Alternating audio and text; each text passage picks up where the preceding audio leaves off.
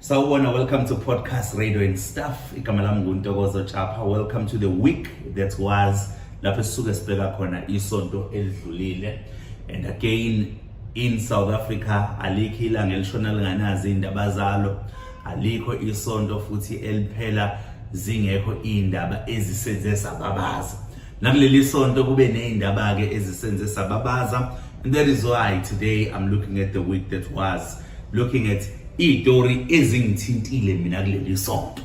So please don't forget to subscribe to this page. We truly appreciate each and every person who subscribes. So please don't forget to subscribe. Don't forget to like this video. Don't forget to share this video. And please don't forget to even comment kunanoma yini into engizokhuluma ngayo. Firstly, asingene kuyona ke le ndaba. Ngithanda ukukhuluma ngodaba engilibona elitrenda kakhulu kulezi insuku. Udaba elithinta young ladies, amantombazane nabafowethu abakhonza ebandleni lamaNazaretha. Batrenda ke kulezi insuku. Kulezi insuku kuvela ukuthi njengoba kade kubuywa emkhulekweni wasentabeni amadoda kade ke sethola ithuba lokuthi akhombe amantombazane noma izintombi afisa ukuthi azithathe njengamakhosikazi abo, right? Nansi ke manje into esusa ke umsindo.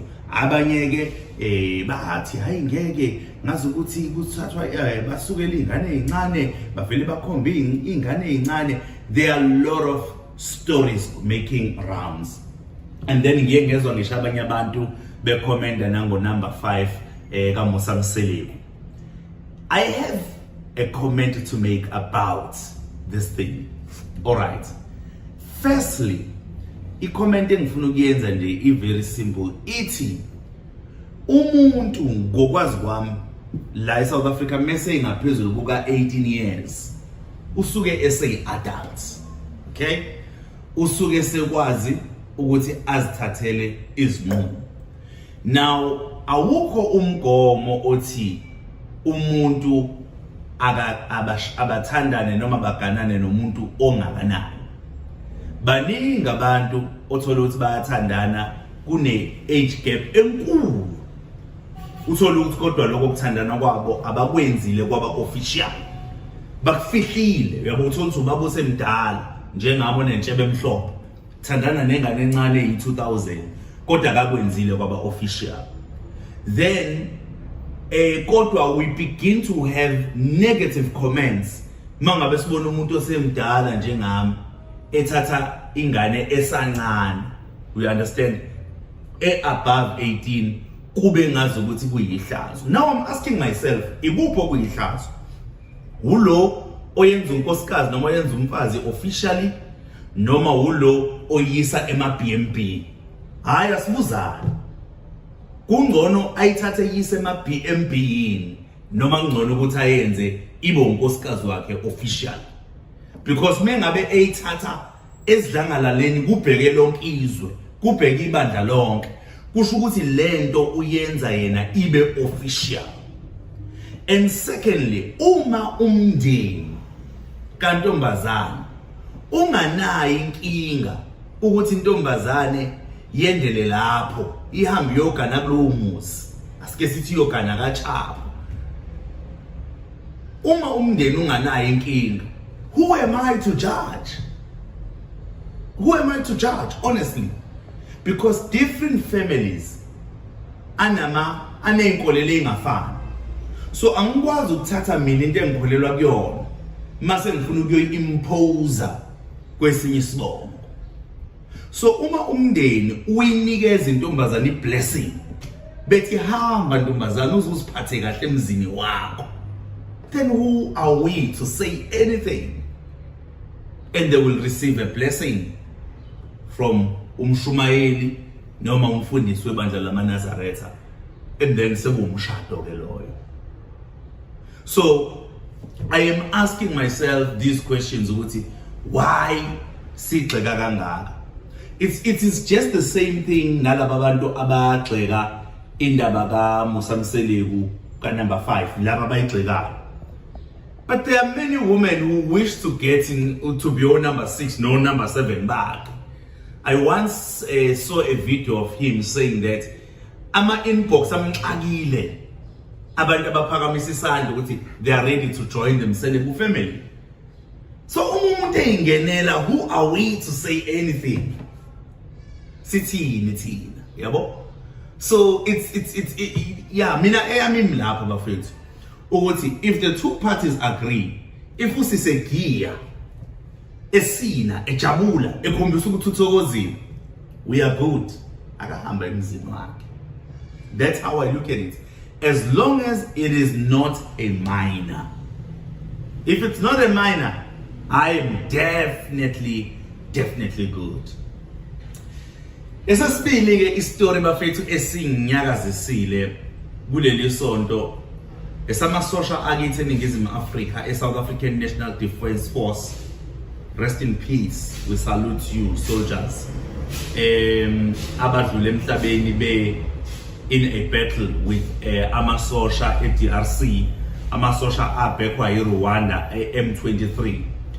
You know, it is sad ukuphuma ekhaya uqabuza ingane zakho uyipromise ngoba bayipromise ingane zabo abafuthe bamasosha ukuthi don't worry nana ngizobuya, don't worry baby ngizobuya, and they go, and then in the line of battle they lose their lives.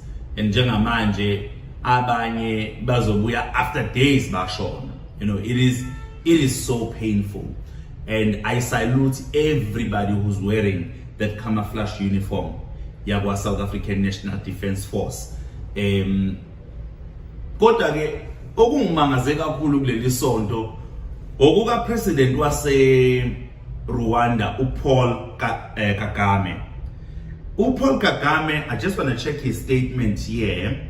uPaul Kagame uvele wangena ku X, formerly known as Twitter, washiya angalazi kuRamarama, washiya angalazi kuRamaphosa. uPaul Kagame uthi uPresident Ramaphosa nje angimquote verbatim kodwa nje ngiya paraphrase izinto ayisho. Uthi ukhombise ukuba umuntu onganalo iqiniso, ukuba umuntu onamanga, i-statement asikhiphayo asisa emphakathini through the media sa South Africa sihluke kakhulu ne-conversation akabe nayo. Wakhuluma washiya ngalazi. You can go on X and search uPaul Kagame and you will see this statement lesi engikhuluma ngaso asibhalela phayana. Yabona ke mina kubona konke ngichazwe ama-South African. Ama-South African ikavele ama no-president wawo into ongakazi uyibona. Hey, bengitshela ukuthi abanye abantu abasamthanda upresident, nabanye ngeke babone bemgxeka kuloko ngibone bemngakuye. Bathi hayi sesimngakuye upresident. Kwathiwa nje president simngakuweke kulempi. Uyabo? Akakwazi ukuthi upresident welinye izwe akhulume kanje ngawe. So it was good to see ukuthi many South Africans, I haven't done any survey so I can't say a majority, so many South Africans akhombise ukuthi angasesayidini lika president wawo okungu President Ramaphosa. What is concerning though is some of the rumors that I've been reading on social media, also unfounded. Ukuthi there are some foreign nationals in South Africa who are celebrating ukuthi kunama members of the South African National Defence Force ashonile in the line of battle laphayana eDRC. So that is sad, you know, because I believe ukuthi mawula eSouth Africa for survival or for whatever reason, you should be a person okhombisa ukulithanda lelizwe. So if wena uhlala la eSouth Africa, uphila la eSouth Africa, urun business noma usebenza eSouth Africa, but ngale nkathi thina sikhala njengezwe wena ukhombisa ukucelebrate, that is not good, not at all. I know very well ukuthi in South Africa we have people from different countries in Africa, and all these people are here for different reasons. Some of them are running away from izimpi ezikhona emazweni awo. So to celebrate ukulahlekelwa ama-social aid, it is not a yoba. Guys, amasosha ayinhliziyo yezwe siyawathanda, because those are people abasacrifice ngempilo zabo to defend izwe lethu. So ngisho kuthiwa umuntu esingamazi ngokumbuka ngehlo, kodwa nokuyazwela mangabe ukuthi wena uzo celebrate ukuthi silahlekelwe amasosha ethu eSouth Africa. So it is not good at all. Kuleli sonto enyeke into engiyibonile, undodakazi ka former president of the country, president of the MK party, uDuduzile Zuma Sapudla kade evelile enkantolo, ubhekeneke necala loku incite violence, alleged ukuthi she was inciting violence. She was part of those who were inciting violence back in 2021 during the July unrest in 2021. So those are the allegations leveled against her, and of course she will be defending herself in court. So ngithema ngabe ngilalela kafishane ekhuluma outside of the court, addressa ama members of the MK party abekade umsupporter uDuduzile, ubaba wakhe uPresident Jacob Zuma, ukhulume ngokuthi indodakazi yakhe iboshelwe ukuthi yabhala ku Twitter uline nje othi I see you, iyona into aboshelwe yona, ukuthi nje wavele wabhala ku Twitter uline othi I see you. So iyona ke lento le aboshelwa yona. Uthi ke asibuzeke ukuthi inhloboni yombuso lo esinawo eSouth Africa if uzoboshelwa ukuya in a social media platform ufike nje ubhale lo line. I don't know ukuthi the cases zohamba iziphelelepi. I absolutely have no idea, but it was one that will be very interesting, because it will be good to hear ukuthi i-state is on a team, and then hear ukuthi defense kaDuduzile team. But yeah, and there are others who have been arrested in line with ukuthi it is also alleged ukuthi they were inciting violence back in 2021. I think that is a very difficult one for the police, you know, because abantu babebhala ku social media ngo 2021 when leanto yayenzeka, and babebhala whatever was on their mind.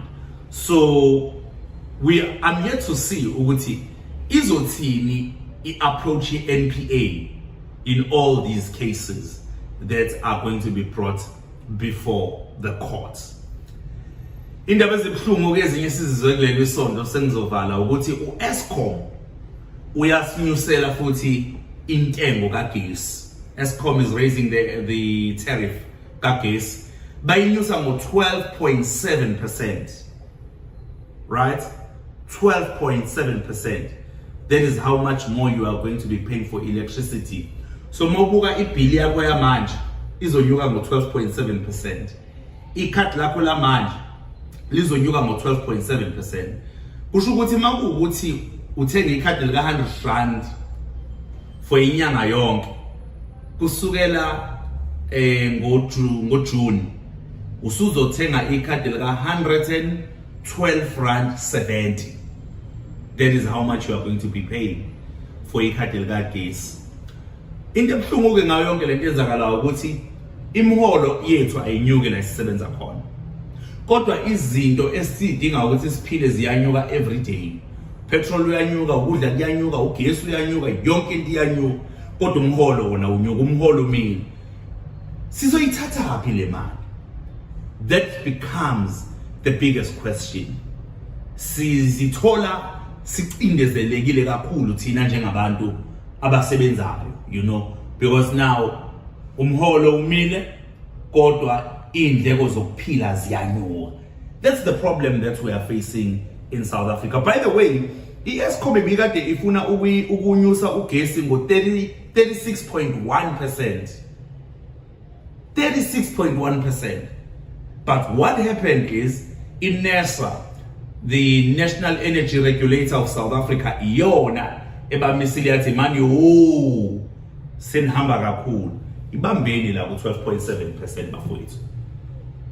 So ke sesibonga lokho ukuthi asifikanga ku 36% ngoba kusho ukuthi mawuthenga ikhadi lika 100 rand ngenyanga from the month of June ubusuzothenga ikhadi lika 136 rand ngenyanga. Ezibhlungu ibuyile i-load shedding. Ngathi sisheshe sajabula sa-celebrate load shedding lo sekhona savote load shedding ibuyile uthi uEskom njengoba nje singena kule weekend sikuyona siku stage 3 ziyakhala sithuntutha amakhandlela ethu siyawafuna nama tuck shop azokhula ama sales amakhandlela ile yampahla yami yalapha kwami ka paraffin yabo le window ayifakwe iglass ngiyahamba namhlanje ngiyoyithatha ekhabetheni ngiyayithuntutha yabona le glass lamp yami ka paraffin ayikho enye indlela manje bafowethu ngoba i-load shedding ibuyile. Into ebuhlungu ke ithi ibuyi vele iqala ngo stage 3 ayiqali ku1 iqala ku3 manje mina angazi noma izobuyela nithi 2 ithi 1 ngoba ngibona ngathi sizofaka amagiya yaphambili ngoba le moto ayisuka ngo1 yona isuka ngo3 mayisuka. So that's the challenge that we are facing. Load shedding is back, but what can we do? So ezinye ke zezitori lezi ezitshontshe amehlo ami kuleli sonto. Gama lami nguNtokozo Chapha. This is Podcast Radio and Stuff. Catch us tomorrow in the morning for another beautiful episode. And please don't forget to subscribe to our page. Don't forget to like our page. Don't forget to comment and don't forget to share. We love you.